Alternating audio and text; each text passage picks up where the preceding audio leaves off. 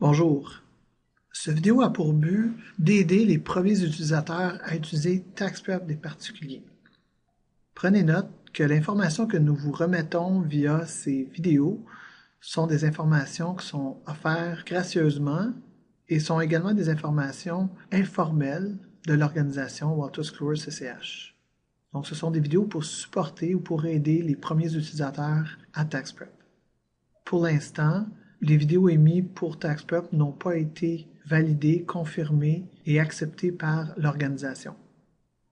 La plupart de l'information que je vais vous remettre dans cette vidéo se retrouve également dans le portail professionnel, dans le guide de démarrage. Donc tout d'abord, peut-être une première méthode de navigation. Pour voyager dans TaxPrep, vous avez quelques façons à procéder. La première, cliquez sur les icônes qui se retrouvent à gauche complètement. Vous pouvez changer de section ici pour aller retrouver les modèles d'impression, par exemple. Une deuxième méthode de navigation à travers le logiciel serait d'utiliser la fenêtre déroulante qu'on retrouve. Vous reconnaîtrez les mêmes titres. Également dans le menu ici, Atteindre. Donc le portail professionnel est une source d'informations pour pouvoir vous aider. Entre autres, les notes de version qui vont vous expliquer les modifications qu'il peut y avoir dans certains formulaires. Ces modifications peuvent avoir lieu suite à un nouveau budget. Le guide de démarrage va regrouper les informations que je vais vous remettre aujourd'hui. Plusieurs vidéos seront faites pour pouvoir vous aider à comprendre certaines fonctions. Maintenant, allons voir la section déclaration.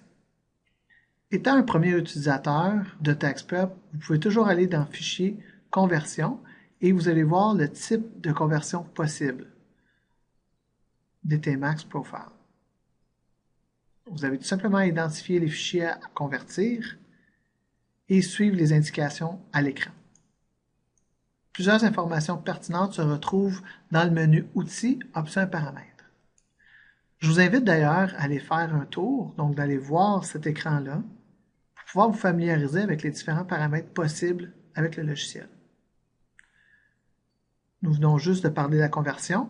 Vous voyez le type de fichier que vous pouvez convertir ici.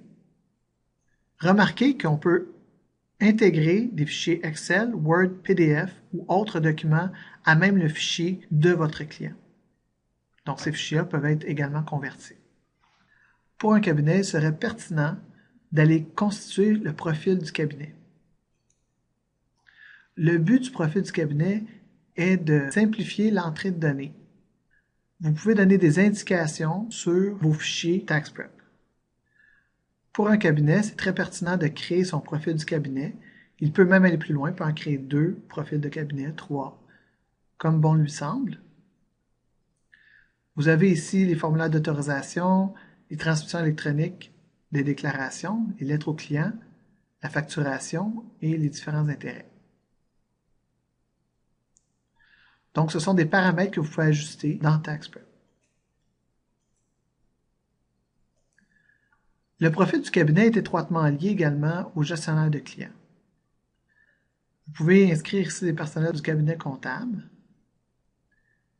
pour ensuite que cette information soit transmise dans le gestionnaire de clients. Le but d'avoir identifié le nom de préparateur, réviseur et associé à un dossier est de simplifier la création des rapports qu'on peut exécuter avec le gestionnaire de clients. L'objectif du gestionnaire de clients est non seulement d'ouvrir différents dossiers ou même d'aller recalculer les déclarations. On peut également transmettre et recevoir les déclarations. On peut envoyer des courriels, mais vous pouvez générer des rapports. Donc, dans Fichier, imprimer le gestionnaire de clients. Un rapport qui va vous donner un profil des statuts des différents dossiers. Plusieurs champs sont accessibles dans le gestionnaire de clients, dont un étant état de la déclaration. Prenez note qu'à chaque fois que vous fermez un dossier TaxPrep, vous avez la possibilité de changer le statut de cette déclaration. Remarquez ici, en bas, les différents statuts possibles.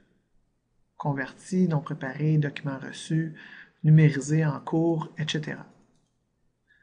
Ce choix-là est disponible lorsque vous allez fermer un dossier TaxPrep et vous pouvez lui attribuer un statut. Encore une fois, le but est de filtrer, regrouper les différentes déclarations selon un statut bien précis, comme par exemple si non préparé. Donc, ça permet au gestionnaire responsable de gérer les différents dossiers dans un cabinet d'avoir le statut de la situation. Une dernière chose avant d'aller plus loin, dans Afficher, vous pouvez visualiser les différents dossiers selon des filtres prédéfinis. Sachez également que vous pouvez créer vos propres filtres. Retournons maintenant dans la section déclaration. Donc, je vais terminer cette vidéo-là, qui est une introduction à TaxPrep, sur des informations de base à savoir lorsque vous allez l'ouvrir. La prochaine vidéo sera sur la façon de démarrer une déclaration. Merci.